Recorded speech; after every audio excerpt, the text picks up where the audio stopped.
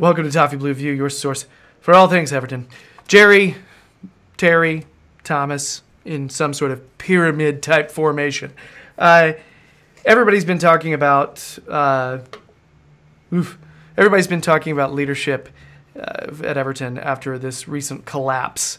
And I do want to be clear that I don't really think leadership was the reason why we lost this weekend. So just to go ahead and get that out of the way, I don't think that's exactly what was going on. However, I do think there's a conversation to be had here.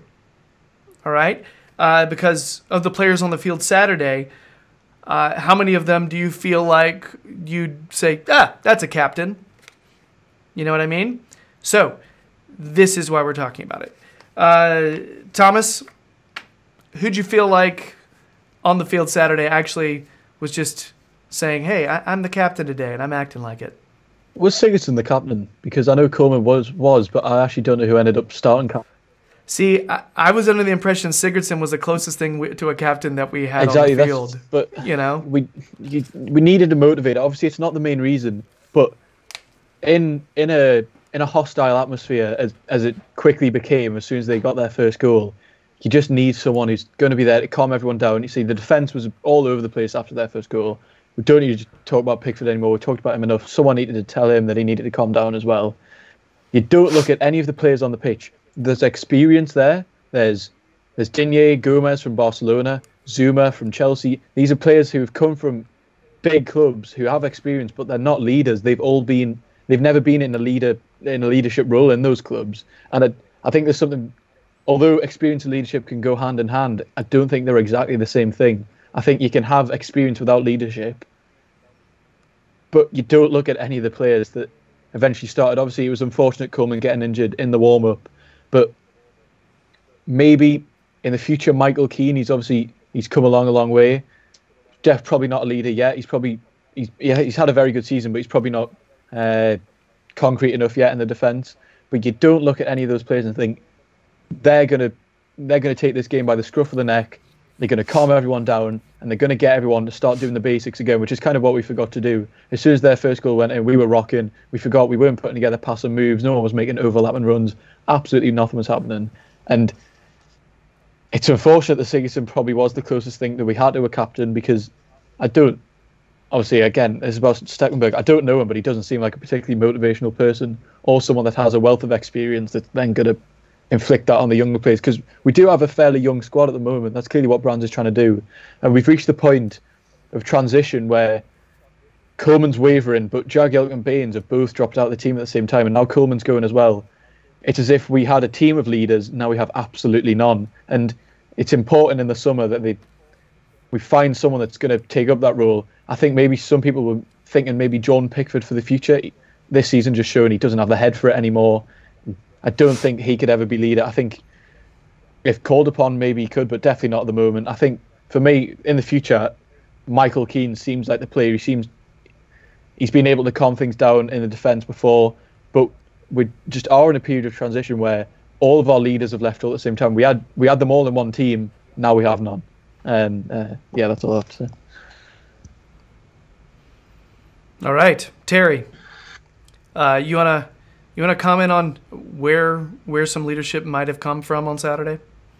Nowhere, because there's not a single leader in the squad, really. I mean, I think off the pitch we're probably all right. Obviously, you don't know what goes on behind the scenes, but from the noises that the players seem to make, Coleman, even Jagielka, still to this day, they seem to be quite popular as off-the-field leaders, but on the pitch, even when either of them play, there's clearly no leadership. Now, I don't mean leadership in the sense of someone who just shouts a lot and will get in the referee's face, although that's always welcome, someone who will try and... Those do help, yeah. What we need, and this ties into why I'm not too disappointed that this Zuma permanent transfer might be in jeopardy given Chelsea's situation. Not because it's against Zuma. I think Zuma's a good player. I wouldn't actually be disappointed if we signed Zuma, but I would prefer, if we don't get Zuma, to go out and find a centre-back who can organise the defence.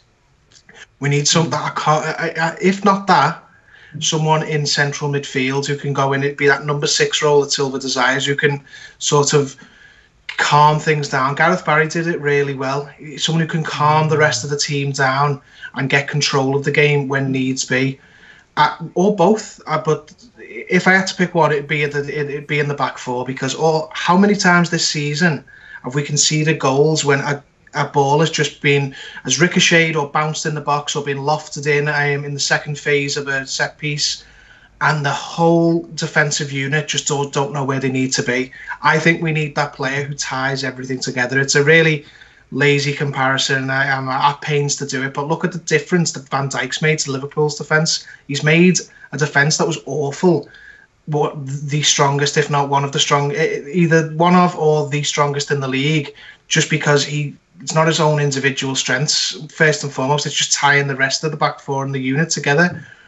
We need to get someone of that sort of mentality, if not that, obviously quality, let's be honest, but someone who will get the rest of the players in line. Individually, I think we've got players who are good players, but as a unit, they're terrible. I think Yerry Mina, Luca Dean, even Coleman or Zuma or whoever, they're all strong individual players and they've all got their own merits, but as a unit, they just don't seem to have a leader amongst them on the pitch who can, organise them. I did think at one point that Pickford could do that, especially last season when he was barking orders at Coleman, at Rooney, at players like that who had much more experience than him.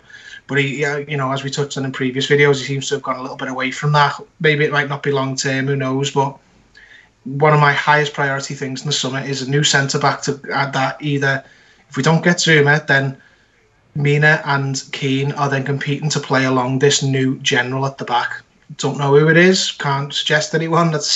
I hope Marcel Brands has got someone in mind, because we need someone who will just go in there and calm the defence down and just organise it. An organising player, not a screamer, not a shouter, just someone who's in control and keeps the defence alive to second balls and keeps the shape together. Whoever that is, I think that is probably more of a priority for me than a striker. Mm-hmm. Yeah, there are times when I feel like Andre Gomez's demeanor fits that type of character. He's not afraid to get angry. He's not afraid to kind of show the rest of the team, hey, get up, let's go. I've seen some fire from within, which is good. Some of it, maybe a few times, almost looked as though it was a little imbalanced, maybe a little bit too fiery at a time or two, but it also was at times when maybe we needed it. However, he's on loan right now. He's not our player, and he was on the field the other day when the big collapse happened, and he doesn't seem like right now like he's willing to be that guy to go up to Jordan Pickford and look him right in the eye and say, get your head on straight, man. He doesn't seem like that guy yet. Coleman, I think, would have done it. I think Jagielka would have done it. Baines, I don't know. I think Baines would have gone up to him and like cracked a joke.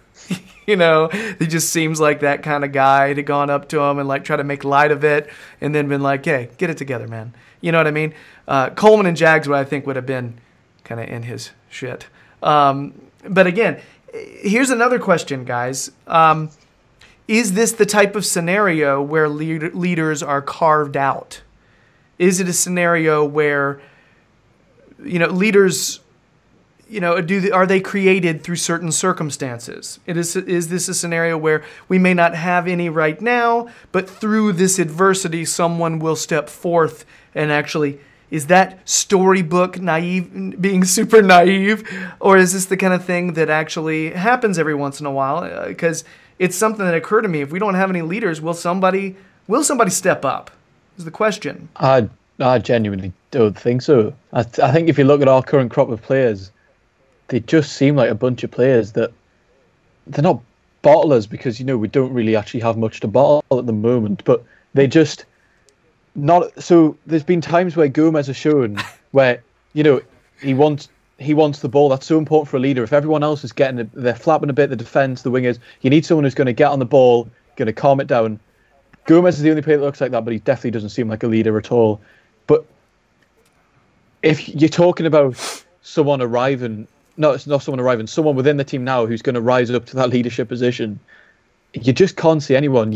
If you think about it, your main contenders before all these incidents with Pickford would be Pickford maybe, but he's clearly shown he's losing his head in less than ideal atmospheres.